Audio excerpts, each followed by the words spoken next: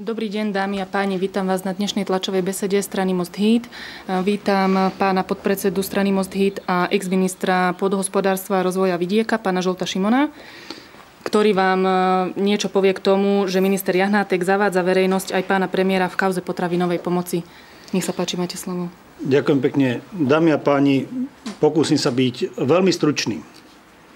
Minulý týždeň v stredu po obede po vláde na tlačovej besede pán minister Jahnátek v spoločnosti pána premiéra ma vyzýval, citujem, pýtam sa pána Šimona verejne, prečo si nikto z ministerstva a z PPA nenašiel čas medzi 27.2. a 9.3.2012, aby prišli skontrolovať množstvo a kvalitu potravín.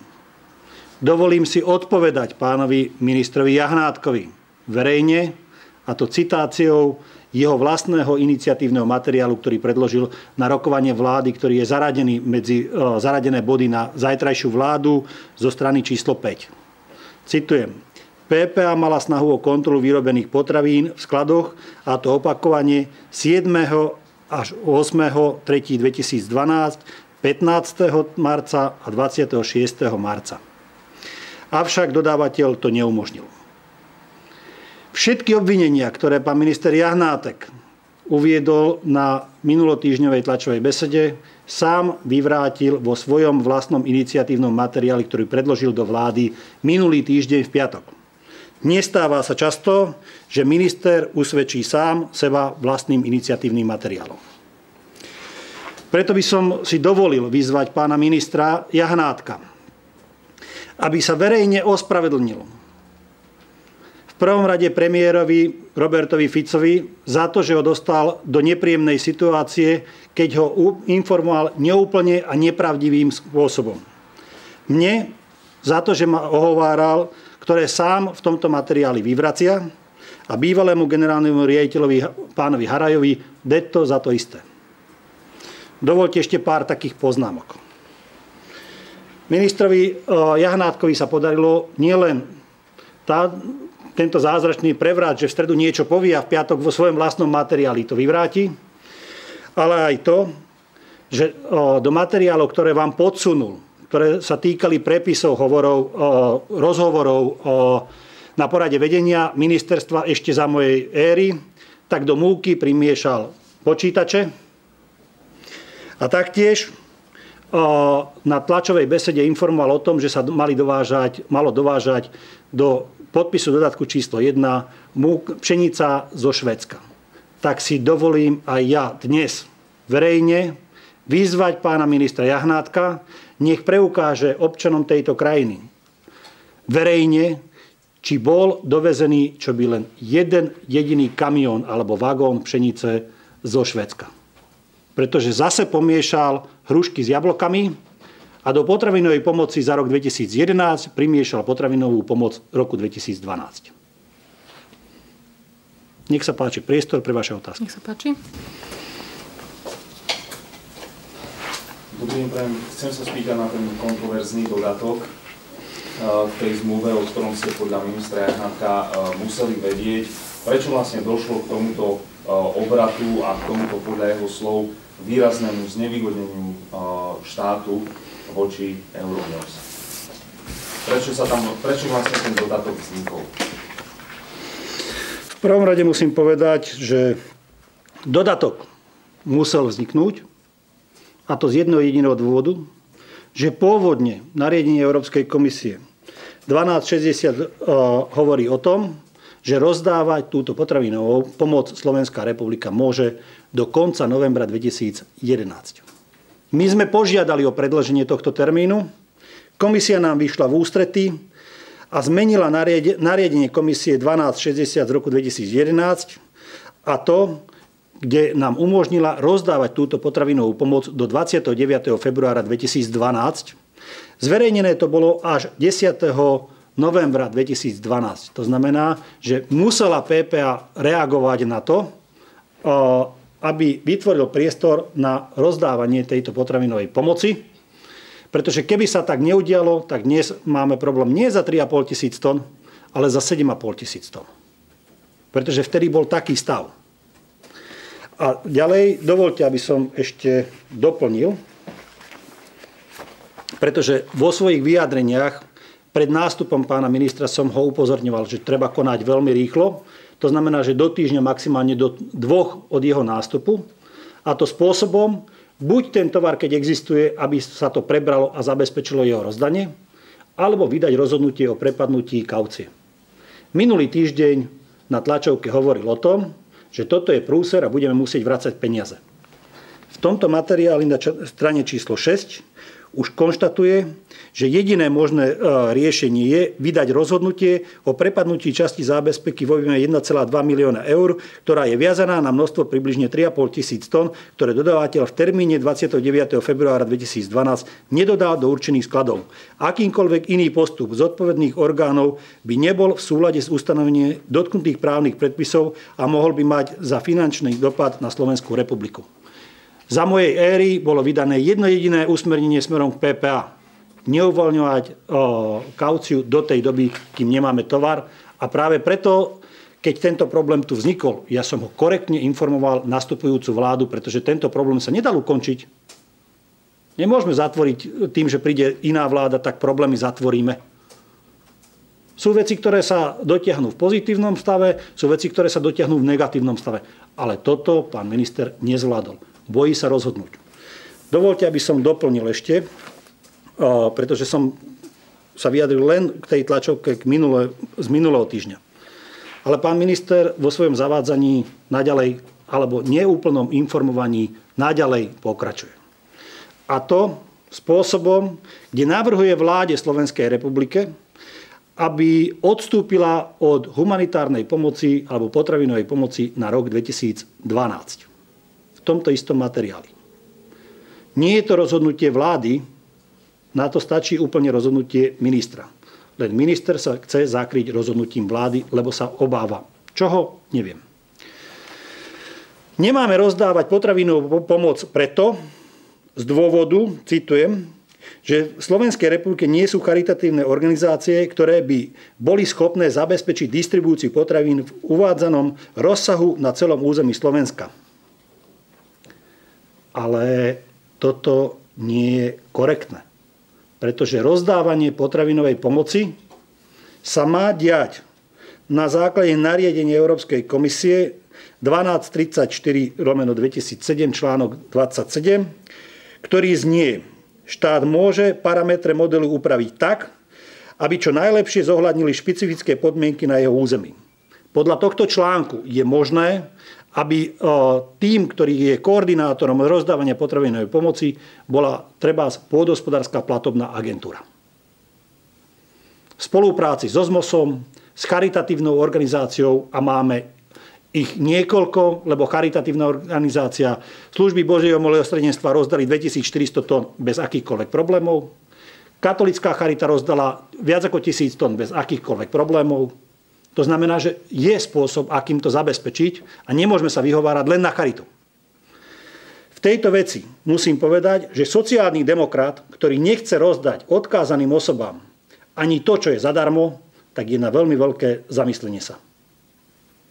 Táto krajina pod vedením sociálnej vlády, sociálneho cítenia nechce dať odkázaným osobám humanitárnu pomoc. Nech už sa budeme pozerať akokoľvek na potravinovú pomoc za rok 2011, fakt zostane faktom. Viac ako 400 000 ľudí dostalo múku aj cestoviny. Nikto z nich neprotestoval, každý sa za túto pomoc poďakoval. To, že nebolo rozdané ešte pre 87 000 ľudí, je faktom. Ale môžeme sa z toho poučiť a budúci rok je to možné, alebo v tomto roku je to možné zvládnuť lepšie. Práve preto si myslím, že pán minister neinformuje svojich kolegov ani premiéra korektne, pretože dnes platobná agentúra po skúsenostiach za rozdávanie roku 2011 je podľa mňa natoľko pripravená, že Slovenská republika zvládne túto úlohu. Máme na to z Európskej únie plus 5,1 milióna eur. Z toho máme 3,6 milióna cash čistých peňazí, za ktorý môžeme kúpiť potraviny od slovenských potravinárskych firiem. Nemusí to byť múka a cestoviny, môže to byť cukor, môžu to byť mliečne výrobky, môžu to byť salámy, môžu to byť rôzne komodity. Len to v máji pán minister musí oznámiť do Bruselu, že čo to bude. A takisto musí oznámiť, že aká organizácia to bude zabezpečovať. Pýtam sa pána ministra, on naozaj nepovažuje 100 miliónov korún za čiastku, ktorá je hodná na to, aby podporil slovenský potravinársky priemysel? Pýtam sa, či naozaj tých 400 000 ľudí, ktorí dostalo potravinovú pomoc za rok 2011, si nezaslúži mať aj v roku 2012 potravinovú pomoc, keď nám to Európska únia ponúka? My sa vzdáme vlastne 5,1 milióna eur? Len preto, lebo niekomu sa do niečoho nechce? Nech sa páči otázky. Môžem ešte jednu otázku, Lanciková slovenská televízia, len by som sa chcela opýtať, vy ste teda povedali, že tých 87 000 ľudí tú pomoc nedostalo, že sa z toho treba poučiť. To znamená, že podľa vás už ju ani nedostane? V tejto chvíli už mám o tom vážne pochybnosti, pretože to, aby to dostali, pán minister mal konať od 4. apríla, ako nastúpil. Tak ako my sme vyvíjali tlak, že 21. sme napísali list pre danú spoločnosť, že keď charitatívne organizácie to neprevzali, tak chce to prevzať Pôdohospodárska platobná agentúra, tak mali v tomto konaní ďalej konať. My sme to ešte za mojej éry oznámili aj Bruselu. To znamená, že pán minister nemôže hovoriť o tom, že to je prúser a Brusel príde na kontrolu. Brusel príde na kontrolu, ale Brusel to má oficiálne od nás nahlásené, že charitatívne organizácie 3,5 000 to neprebrali. A my sme ponúkli alternatívne riešenie. Len v tomto alternatívnom riešení 2 mesiace sa nič nedialo. Nech sa páči. Môžete aj Juriša Manoviča. Ja sa chcem spýtať, vy si myslíte, že tých 3,5 000 tón múky a cestovín existuje? Aký je váš názor, keďže vás nepustili do tých skladov? Môže to byť jeden z dôvodov, prečo vás tam nepustili, lebo tie potraviny tam nie sú? 3,5 000 tón múky, aj cestovín v slovenských firmách existuje. Ale keď túto otázku položíte, či bola vyrobená v zmysle zmluvy a zabalená do kilového balenia, tak moja odpoveď je, že som skôr presvedčený o tom, že to nikdy takto nebolo urobené. A dôvod? Táto otázka je naozaj oprávnená, len musíte si položiť túto otázku výrobcovi, že prečo to tak je. Ja si myslím, že je choré, aby kdokoľvek vôbec mohol myslieť na to, že mne zostane aj tovar, aj peniaze. Tá zábezpeka je tam daná účelovo a neexistuje, že nastane stav, že my prídeme aj o peniaze, aj o ten materiál. Ja si myslím, že to nebolo nikdy naplnené do kilového balenia. Keby to bolo, tak si neviem predstaviť teraz nikoho, aby 3,5 milióna sáčkov postavil tam ľudí a trhal jeden sáčok za druhým a plnil to naspäť na linku. Lebo keby to tam bolo, tak hoď aj s nejakým 6-7 dňovým meškaním, tak by to odovzdal, PP, aby to prevzala, mala o to snahu, mohla zabezpečiť rozdanie tejto potravinovej pomoci. Ale keď aj toho odhliadnem, viac ako 410 000 ľudí za nás dostalo potravinovú pomoc. Dnes to bol objem, ktorý sme dostali z Bruselu 4,8 milióna. To je v tomto materiáli od pána ministra Jahnátka všetko popísané. To bolo 4,8 milióna. Teraz máme k dispozícii 5,1 milióna. Nepotrebujeme dokonca ani obilie zamieňať, pretože dostávame 3,6 milióna cash. Môžeme kúpiť na Slovensku toľkoto potravín a môžeme to rozdať odkázaným. Len niekomu sa do toho nechce. Pýtam sa, je to sociálne? Toto je prístup sociálnej demokracie? Sociálny demokrat naozaj nechce ani to, čo je zadarmo dať? Slovenská republika je natoľko bohatá, že nám Európska únia dá dodatočne 5,1 milióna eur a my ho nechceme? Toto sú pre mňa zásadné otázky a preto som si dovolil dnes toto všetko povedať, lebo tento materiál nie je len o tom, že pán minister v tomto materiáli napravil svoje chyby, ktorý ma osočoval minulý týždeň a vyvrátil ich sám vo vlastnom materiáli, ale sa snaží zakryť rozhodnutím vlády, že Slovenská republika nebude v roku 2012 rozdávať potravinovú pomoc. A ja si myslím, že tých 400 000 ľudí si zaslúži, keď nie 500, aby dostali aj v roku 2012 potravinovú pomoc. Či to budú salámy, mlieko, cukor alebo múka s cestovinami, to je na rozhodnutí pána ministra. Presne takisto, ako ja som nemohol rozhodnúť o tom, či Charita to bude rozdávať na Slovensku alebo nie. Lebo v máji 2010 to predchádzajúce vedenie ministerstva rozhodlo. Na mňa bolo, buď to podľa tých základných rámcov, čo oni stanovili, vykonám alebo nevykonám. Ja som im odovzdal stôl čistý, s tým, že som pomenoval, kde sú problémy a pre rok 2012 som povedal, že máme záujem sa do toho prihlásiť, ale podmienky som už nenastavoval, nechal som tam otvorené dvere a od apríla do dnešného dňa, teda do konca mája, má táto vláda priestor na to, aby zašpecifikovali a vydali toto rozhodnutie. Ale ako vidím, majú snahu nedať potravinovú pomoc žiadnemu občanovi Slovenskej republiky. A to si myslím, že je na škodu tejto krajiny.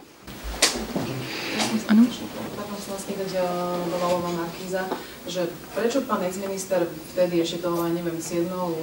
marca, keď sa tam teda nemohla agentúra dostať do tých skladov, už to naozaj bolo vyrobené, prečo vtedy nejakým spôsobom štát nekonal? Ja už neviem, že nedal trestné oznámenie alebo niečo, lebo nie je asi celkom normálne, že štát sa nevie dostať k niečomu, za čo má zaplatiť a teda konec. Táto otázka bola naozaj na mieste a zvažovali sme ju. Chceli sme nájsť riešenie, aby sme tento tovar dostali. 7. 8.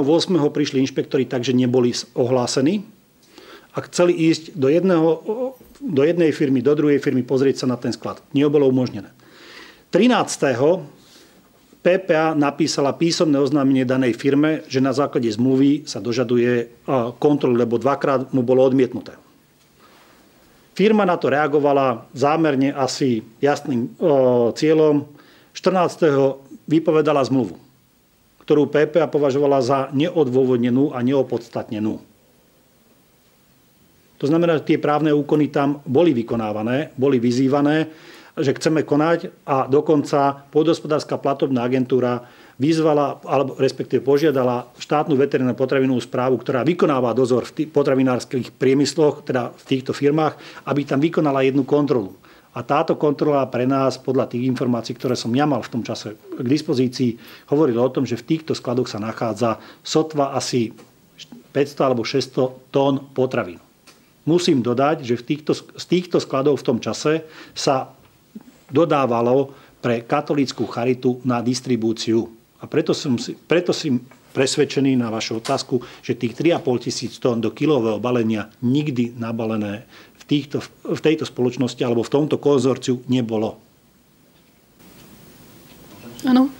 Či sa chcem opýtať, čo vlastne bude teraz s tou zábezpekou, že či môže o ňu Slovensko nejakým spôsobom prísť, alebo možno druhá otázka, ako je možné, ak som správne teda pochopila, je to prezentované tak, že v dodatku bolo uvedené, že niečo, čo aj keď sa neprevezme, bude považované za prevzaté, že vôbec niekomu napadne takýto dodatok. Viete to nejako vysvetliť?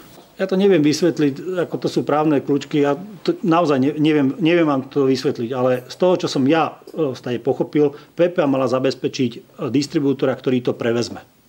PPA má zabezpečeného distribútora v podobe potravinovej banky, ktorá je tam zmluvne zaviazaná.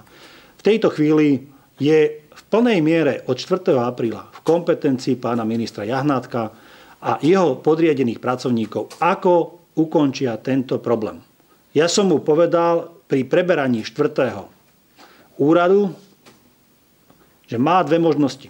Buď vo veľmi krátkom čase ten tovar prebrať, zistiť, či to tam je a prebrať, vytvoriť tlak na spoločnosť, ale tá 2 mesiace vytváraná na nich nebola, až teraz, alebo vydať rozhodnutie o prepadnutí kaucie.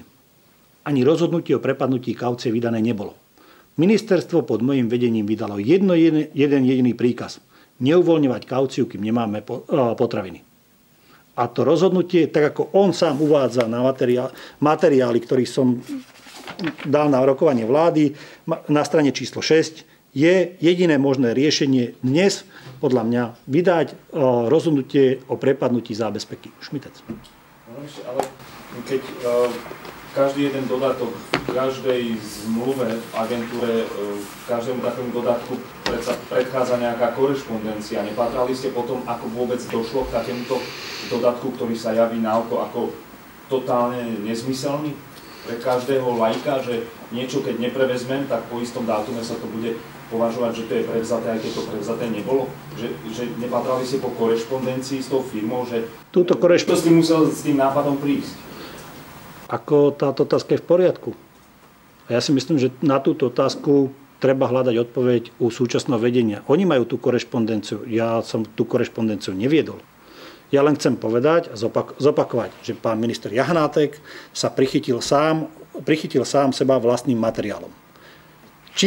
Kde ma vyzýval minulý týždeň, že mám povedať, že prečo sme tam neboli, sám vo vlastnom materiálu uvádza, že sme tam boli. Všetky kroky, ktoré spochybnil, materiály potvrdzuje, že sa udiali tak, ako som ich aj ja verejne prezentoval a ako je to absolútne korektné a v súlade s predpismi. A preto zopakujem ešte raz. Bol by som nesmierne rád, keby informácie z ministerstva, z vlády išli korektné a preto aj moja výzva, ktorú zopakujem vo vzťahu k ministrovi Jahnátkovi, aby sa verejne ospravedlnil premiérovi za to, že ho zavádzal nepravdivými a neúplnými informáciami, mne a bývalému generálnemu riaditeľovi Harajovi, že o nás šíril niečo, čo už v piatok predložil materiály ako neopodstatnené a neodôvodnené. Ostatnej časti, čo, prečo, kto urobil korešpondenciu, ktorý referent. Ministerstvo má cez 500 zamestnancov. Platobná agentúra má ich bezmála 600. Ako nemôžete odo mňa očakávať, že ja budem vidieť a budem sledovať korešpondenciu 1200 úradníkov. No nehovorím o vašej osobe, ale jedná sa o 1 200 000 eur, tak niekto... 1 200 000 eur, ako, prepáčte, ja som si nechal predložiť základné údaje. Tí hovorili, že máme 1 200 000 kauciu na PPA. Nemáme tovar. Výsledok, neuvoľňovať kauciu. Čo k tomu mám viac dodať? Dámy a páni... Môžem prepočte ešte chcela takú jednu možno hlúbku otázku, ale nemyslíte si, že keď teda vlastne tých 87 000 ľudí, ktorí na to majú zrejme podľa nejakého zákona alebo proste nejaké normy, majú na to nárok, takže by nemali byť nejakým spôsobom teraz odškodnení alebo niečo, lebo oni za to, že pochybil evidentne nejaký ministerský úradník, tak oni teraz preto nedostanú niečo, čo iných 400 000 ľudí v obdobnej situácii vlastne dostalo. Pani redaktorka, dostať potravinovú pomoc a mať nárok na niečo sú dve rozlišné kategórie aj v zmysle predpisov Európskej únie. Pretože potom by sme mohli povedať, že tí, ktorí boli vylúčení, ktorí sú na invalidných dôchodkoch, Ministerstvo práce, sociálnych vecí, tak aj to je problém. Dnes Európska únia sa na to pozerá tak. Mali ste rozdať 20 024 tón. Rozdali ste o 3 500 menej. Peniaze za to máme, pre nás je vec uzatvorená. Dnes Slovenská republika musí zobrať zodpovednosť do svojich rúk a minister Jahnátek musí vydať príkaz svojim zamestnancom, aby nečakali a konali. Ale pre mňa je v tejto veci, to je vec, ktorá je už pomaly uzatvorená, lebo sme 2 mesiace nekonali. Ale pre mňa dnes je podstatné, či vláda zajtra potvrdí návrh ministra Jahnátka, aby tých 400 000 ľudí, ktorí dostali pomoc, tí, či majú dostať aj v tomto roku, alebo nemajú. Všetky predpoklady na to sú. Máme skúsenosti, lebo táto potravinová pomoc sa rozdávala len prvýkrát. Tie skúsenosti sa dajú zúročiť a dá sa zabezpečiť, že nie 400 000 ľudí, ale všetkých 500 000 ľudí dostane už pomoc v roku 2012. Len ja nechápem, prečo sa toho chceme dnes vzdať. Nie sme na to ani natoľko bohatí, ani si to nemôžeme dovoliť tým, ktorí sú na to odkázaní, keď chceme šetriť, zvyšovať dane, neznižujeme ceny potravín a nechceme pomôcť ani tým, ktorí sú na to odkázaní. Nechápem. Dámy a páni, ďakujeme. Želáme príjemný deň. Ďakujem pekne.